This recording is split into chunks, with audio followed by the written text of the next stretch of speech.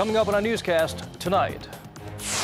Calling the jobless rate among young people in South Korea a natural disaster, President Moon Jae-in calls for all-out efforts from government ministries and private businesses to create new quality jobs.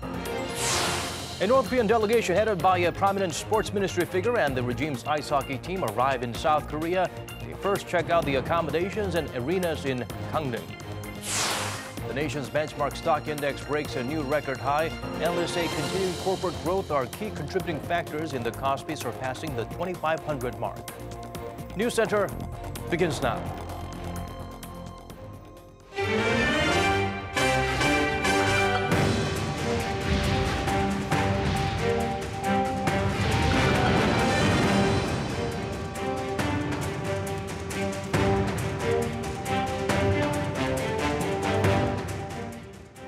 It's 8 p.m. here in Korea, coming to you live from our studio in Seoul. This is Arirang News Center. Welcome to our program.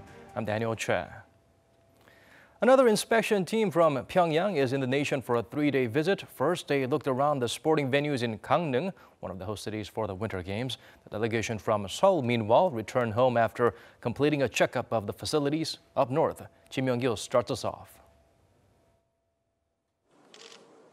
A North Korean delegation of 8 members led by Yoon Yong-bok, the Deputy Director General of Pyongyang Sports Ministry, arrived in South Korea for a 3-day visit on Thursday morning. The delegation was joined by the North's 15-member ice hockey team. They used the western land route to cross the border and enter South Korea. The North Korean delegation spent the first day of their visit in Gangneung, where they checked out the Inje Speedium Hotel, which will be used as accommodation for the North cheering squad. They also looked around the Gangneung Ice Arena, which will be used for figure skating and short track speed skating. 2 North Korean athletes will be competing in the short track speed skating. The delegation also visited the athletes' village and the Kwandong Hockey Center. On Friday, they will move to Pyeongchang to check out the press center, the Pyeongchang Olympic Stadium, the slopes of the Alpensia Resort for cross-country skiing and the Yongpyeong Ski Resort. On Saturday, they are expected to inspect accommodation facilities in Seoul for the 30-member Taekwondo demonstration team, as well as the concert hall in one of Seoul's broadcasting stations. They are expected to head back to North Korea in the afternoon. Meanwhile, South Korea's 12-member inspection team returned home from their 3-day visit to North Korea using the eastern land route.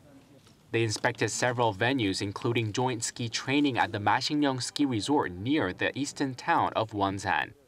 They also inspected facilities on Mount Kumgang for a joint cultural event and the Galma Airport to see whether the airport can be used to fly in non-Olympic South Korean skiers to the North Korean ski resort. Kim Young-gil, Arirang News. The last-minute decision to form a unified women's ice hockey team for the Olympics drew mixed response. But from here on, athletes of both Koreas must toss everything aside and focus on bringing out the best in each other when they hit the rink together. Pyongyang squad has arrived in Jincheon ready to train and put the joint team's chemistry to the test in a friendly upcoming match. Won Jung-hwan has the full story. The North Korean women's ice hockey players arrived in South Korea on Thursday. 12 hockey players along with 3 staff members will form a combined team with their southern counterparts for the Pyeongchang Winter Olympics. After crossing the border on Thursday morning, the team, wearing the colors of the North Korean flag, headed to the National Training Center in Jincheon, 90 kilometers south of Seoul. The coach of the North Korean team expressed his feelings toward forming the only combined South-North team at the Pyeongchang Olympics. I am very pleased to participate at the Olympics as the only unified team formed between North and South. If we work together with unified strength in mind, I think we will achieve good results at the Games. The hockey team have their first training session next week under Sarah Murray, the head coach of the unified team, and will play Sweden in the friendly match 5 days before the start of the Olympics. Their first group stage match is against Switzerland on February 10th. Another 10 North Korean athletes, including a figure skating pair, and several speed skaters and skiers will also compete at Pyeongchang. But North Korea's participation has proved controversial among South Koreans. Some welcomed the North's participation, but others complained that the unified women's ice hockey team was unfair to the South Korean athletes, depriving them of a chance to compete at the Games. And there are concerns that the sudden addition of so many players so close to the competition could also disrupt team chemistry and impact on results. 원정환, Arirang News. Meanwhile, President Moon Jae-in had some harsh words for his government: get their priorities straight and improve the nation's gloomy employment numbers. This comes as there appears to be little signs of hope for young job seekers. Moon Geon-young shares with us the Liberal leader's remarks. More jobs, quality jobs, and jobs for the nation's young job seekers, namely those in the 15 to 29 age bracket. That was one of the new South Korean president's key campaign pledges coming into office in May last year.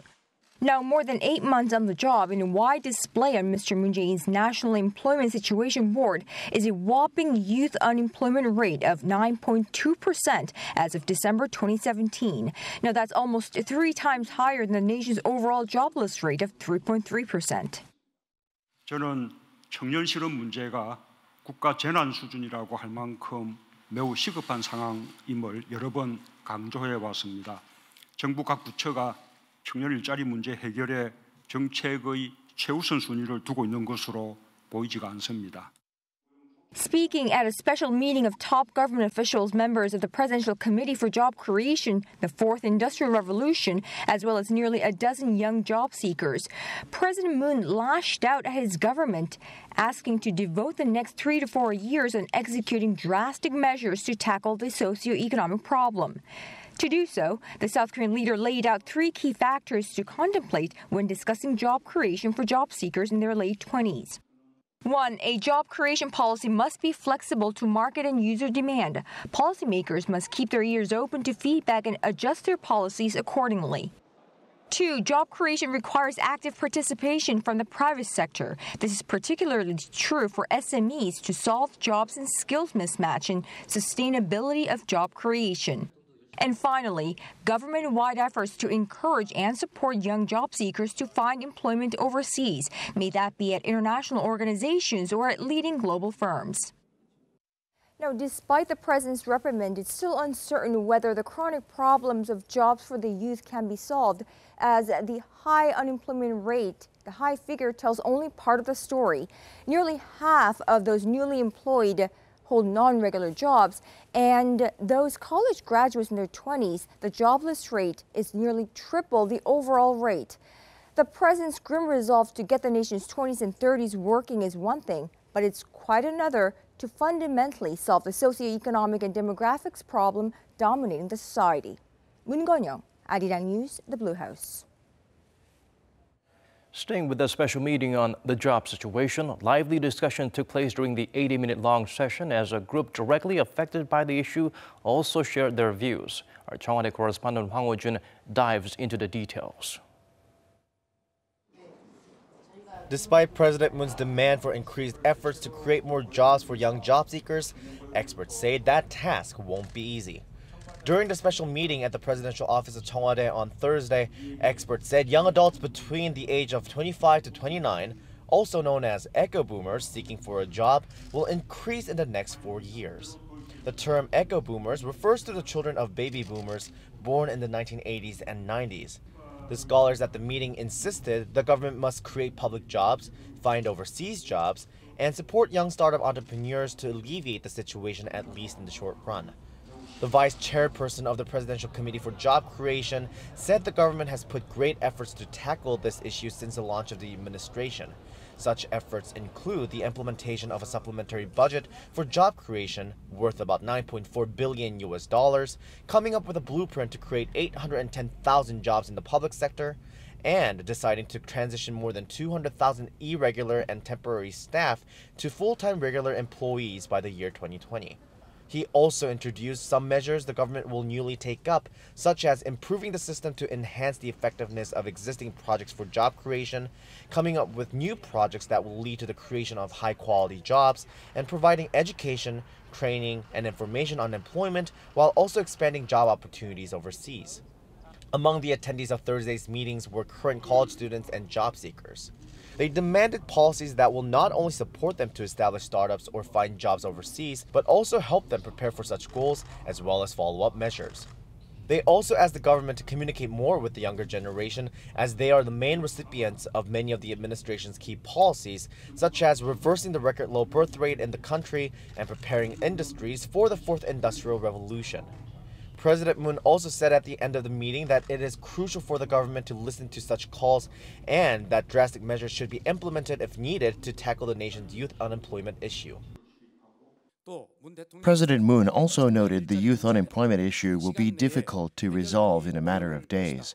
However, he also stressed the government must show that it is putting its best effort to give hope to the young people. President Moon ordered government officials of each ministry to come up with their own plans to resolve the issue based on the discussions and views exchanged at the meeting by next month. Hwang Ho-jun, Arirang News.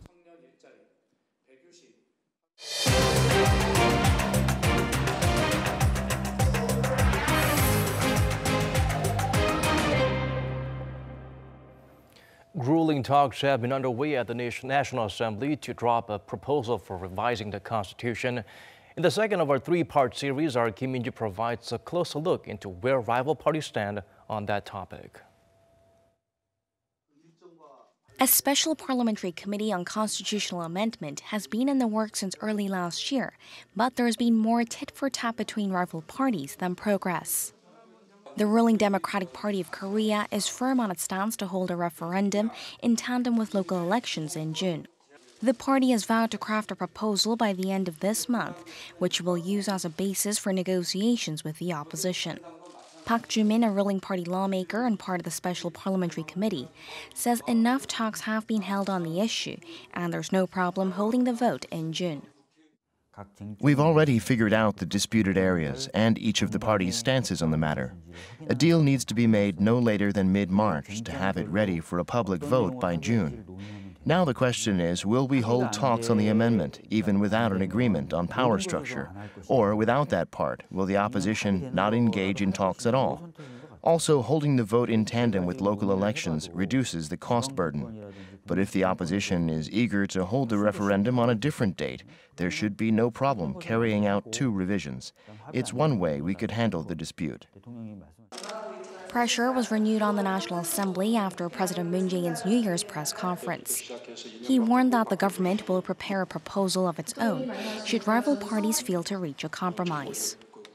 권력 구조를 어떻게 개편할 것인가라는 부분은 하자면 많은 의견들이 있을 수 있는 그런 부분입니다. 만약에 그 부분에 대해서 하나의 합의를 이뤄낼 수 없다면 그 부분에 대해서는 또 개헌을 다음으로 미루는 그런 방안도.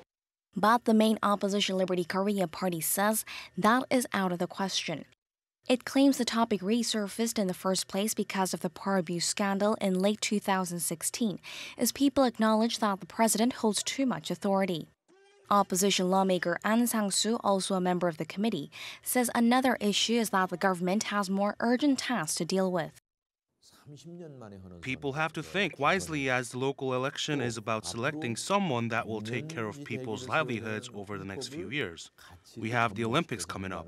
North Korea's provocations are a lingering threat. We have domestic problems, including crises over cryptocurrencies, the minimum wage hike, and the real estate bubble. The young administration needs to take care of these issues first. We're not saying we won't hold a referendum. It's the First Amendment in 30 years and a charter we may uphold for the next century. We can't rush it.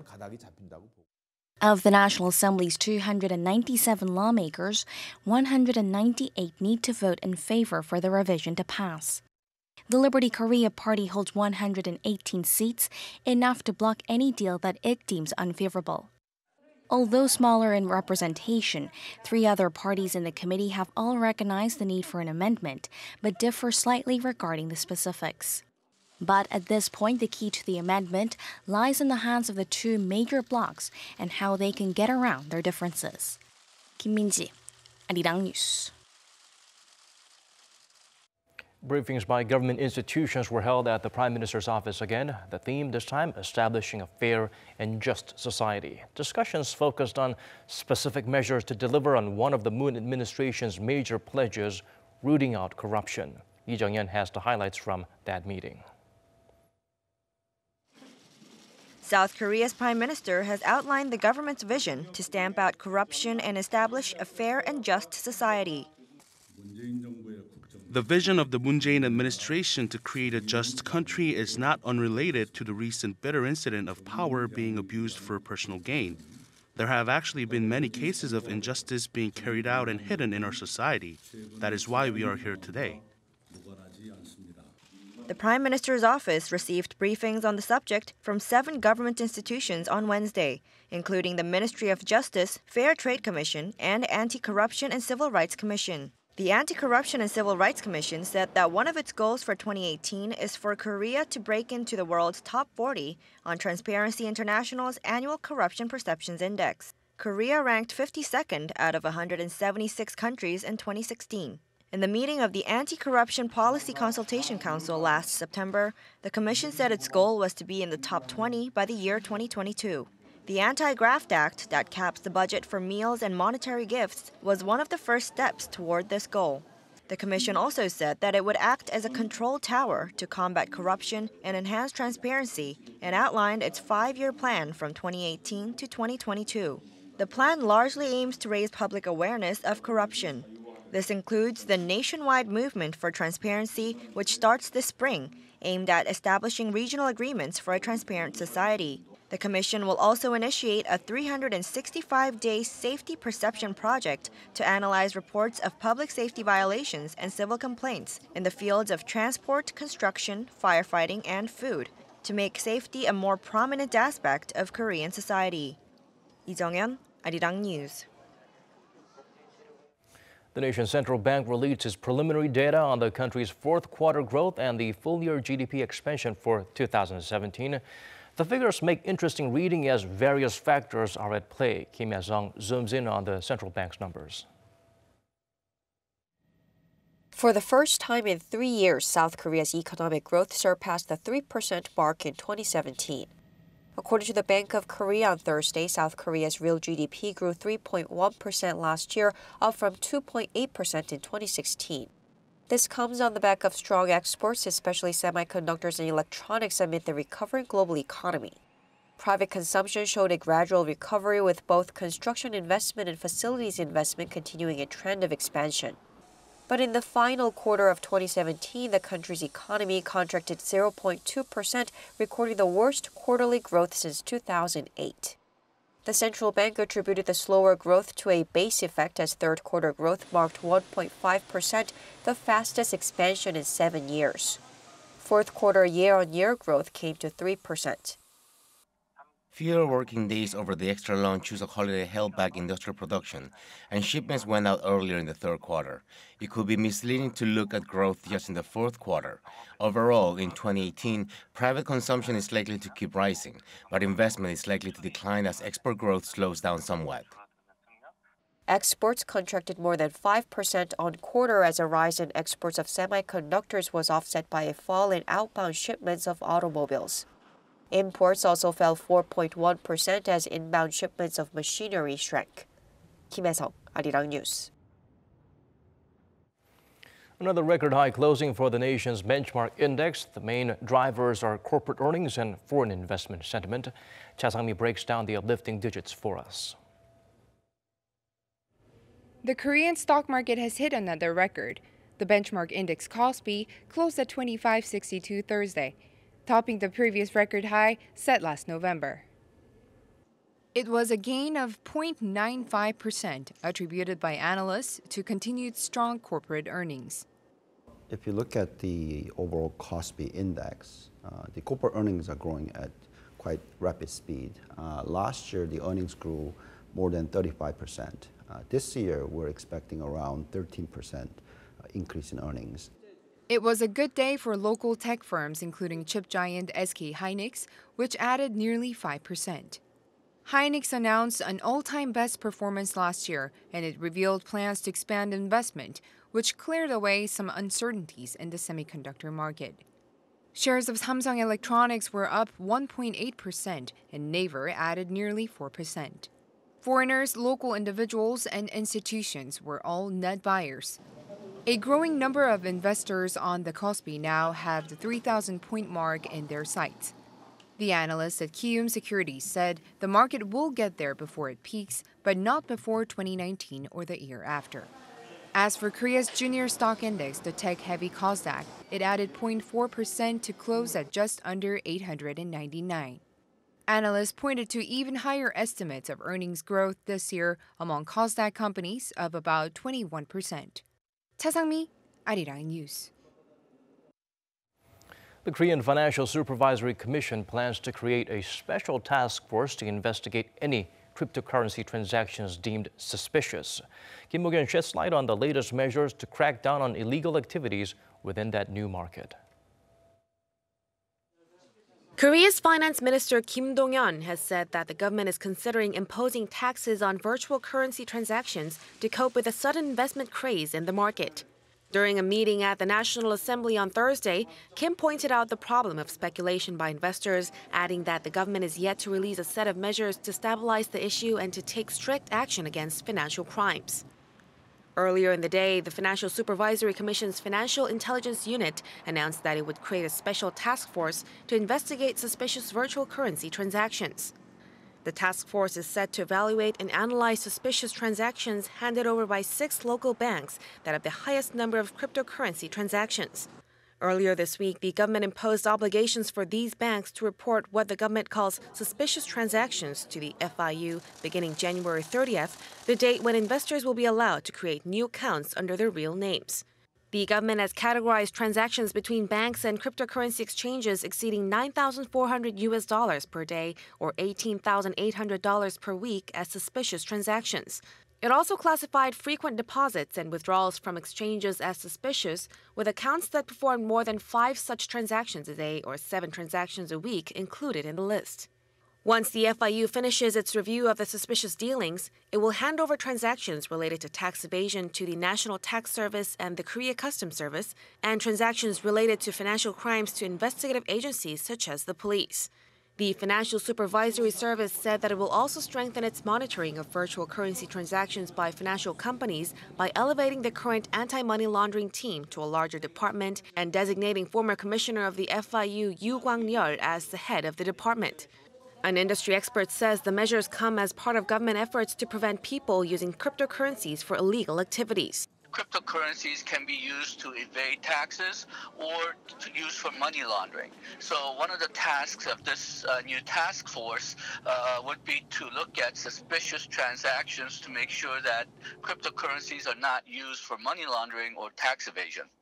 The expert said that the government's new measures are an unexplored territory where definite results cannot be foreseen, but added that at least in theory, when coupled with the recently implemented real name regulations, the task force would at least be able to trace transactions that are obviously suspicious. Kim Mo-kyun, Arirang News.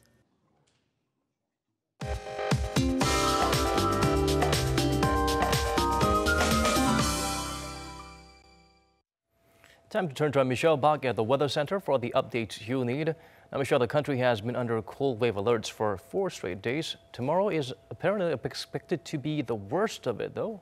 That's right, Daniel. The cold wave this time is really harsh. Through the evening, the readings will continue to drop. Today was the coldest day of the season, but tomorrow morning is expected to beat that record. Because of this sharp wind, it's become extremely dry. The East Coast and the capital are getting at the worst. Now they are under dryness warnings. Under sunny skies, Seoul will start the morning tomorrow at minus 17 degrees Celsius. Daegu and Busan begins at minus 13 and minus 10 degrees. The afternoon will stay bright with Seoul at minus 9 degrees, while Gwangju and Busan rising to minus 3 and minus 1 degrees. After the peak of the cold wave tomorrow, the mercury will gradually rise throughout the weekend, and by the middle of the next week, you'll feel much more comfortable. I'll leave you with the weather conditions around the world.